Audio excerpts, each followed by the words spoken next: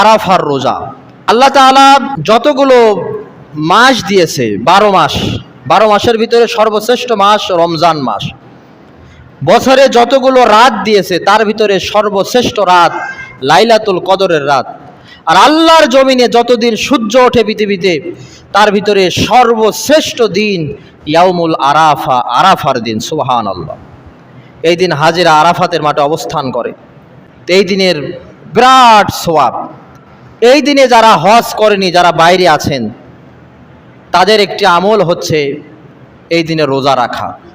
নবীজি বলেছেন, সিয়ামু ইয়াউমিল আরাফা আহতাসিবু আলাল্লাহ আইয়ুকাফিরাস সানাতাল্লাতি ক্বাবলাহু ওয়া সানাতাল্লাতি বাদাহু। নবীজি বলেছেন, কেউ যদি ইয়াউমুল আরাফা, আরাফার দিন রোজা রাখে, আল্লাহ তাআলা তার পেছনের 1 বছর, সামনের 1 বছর অগ্রিম, এই 2 বছরের সগীরা গুনাহ মাফ করে দেন। সুবহানাল্লাহ। এর চাইতে এত বড় বাম্পার অফার আর কি হতে পারে বলেন তো? একটি রোজার মাধ্যমে জীবনের গুনাহ খাতা মাপ। এখন এই রোজা রাখবো কোন দিন? সৌদিতে যেদিন 9 জিলহজ ওই দিন, নাকি বাংলাদেশে যেদিন 9 জিলহজ সেই দিন? কারণ সৌদিতে যেদিন 9 জিলহজ, বাংলাদেশ সেদিন 8 জিলহজ। এখন কোন দিন আমরা রোজা রাখবো? এখানে 2 ধরনের মত এসেছে। 1 নম্বরের মত, দেশীয় যেদিন 9 জিলহজ হবে সেই দিন রোজা রাখতে হবে।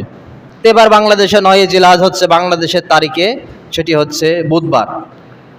আর আধুনিক গবেষক যারা যেই মাসআলাটা দিচ্ছে সেটি হচ্ছে চাঁদ দেখে রোজা রাখো, এটি শুধুমাত্র রমজানের ক্ষেত্রে, রমজান মাসের ক্ষেত্রে।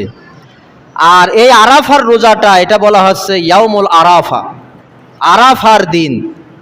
আরাফা একটা স্থানের নাম, এটা স্থানের সাথে সম্পৃক্ত।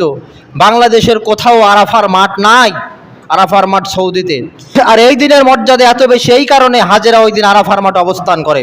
সুতরাং হাজিরা যেই দিন আরাফার মাঠে অবস্থান করবে সেই দিনে এই রোজা রাখতে হবে। হাজিরা 9 জিলহজ আরাফাতের মধ্যে অবস্থান করে, বাংলাদেশে সেদিন 8 জিলহজ।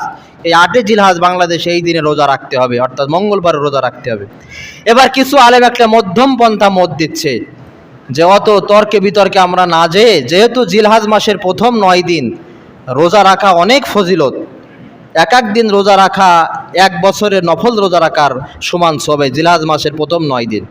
সুতরাং আমরা আরাফাত দিনটাকে ধরার জন্য 2টা রোজা রাখব, বাংলাদেশের 8 এবং 9 জিলহজ। সুতরাং কোনো মতভেদের সাথে আমাদের সংঘর্ষ বাঁধবে না।